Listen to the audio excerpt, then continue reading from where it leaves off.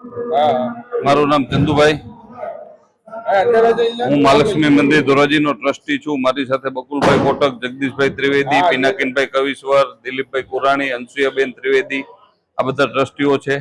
આ મંદિર લગભગ 400 થી 500 વર્ષ જૂનું મંદિર છે અને ધોરાજીના ઇતિહાસમાં પણ આ મંદિરનો ઉલ્લેખ છે.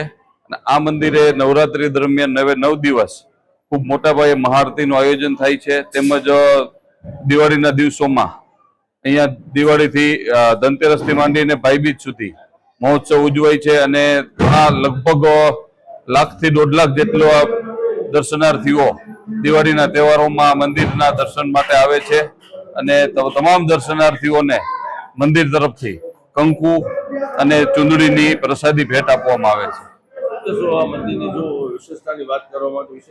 આ મંદિરની વિશેષતા એ છે કે આ મંદિર સ્વયંભૂ મૂર્તિ છે અને ઘાંચીનું મકાન હતું. ઘાંચીને સ્વપ્નમાં આવ્યા અને ત્યારબાદ રજવાડાઓના વખતથી રજવાડાઓએ આ મંદિર ઘાંચી પાસેથી લઈ એમનું મકાન અને હિન્દુ સમાજને મંદિર તરીકે આપ્યું.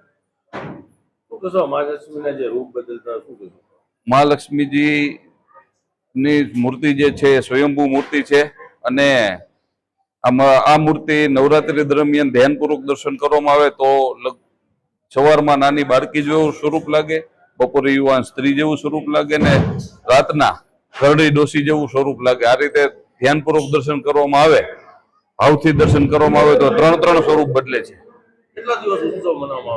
આ ઉત્સવ નવરાત્રીના 9 દિવસ તેમજ દિવાળીમાં ધનતેરસ થી માંડી અને ભાઈબીજ સુધી. સ્વીટી યજ્ઞ સિંડોચા. મહાલક્ષ્મી મંદિર આજે આવ્યા તમને શું લાગે, કેવું લાગે? મહાલક્ષ્મી મંદિર આવવાથી ખૂબ જ મનને શાંતિ મળે છે. આજનું વાતાવરણ એકદમ સરસ છે મહાલક્ષ્મી મંદિરનું. કેટલા સમયથી આવો કેવી મનોકામના?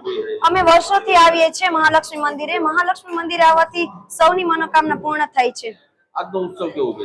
આજનો ઉત્સવ બહુ જ સરસ છે અને અહીંયા ધનતેરસ થી લઈ અને ભાઈબીજ સુધી ખૂબ જ સરસ રીતે ઉત્સવો ઉજવાય છે અને નવરાત્રીનો ઉત્સવ પણ બહુ સારી રીતે ઉજવાય છે. ઐતિહાસિક મંદિર છે, છેલ્લા 400 વર્ષથી ઐતિહાસિક મંદિર છે. શું લાગે આવ્યા પછી, કેવું લાગે? અહીંયા આવ્યા પછી એકદમ મનને શાંતિ મળે છે. અહીંનું વાતાવરણ એકદમ સરસ હોય છે અને અહીંયા વર્ષોથી બધા લોકો દર્શન કરવા આવે છે અને ખૂબ જ દર્શનાર્થીઓ અનુભવે છે સરસ રીતે.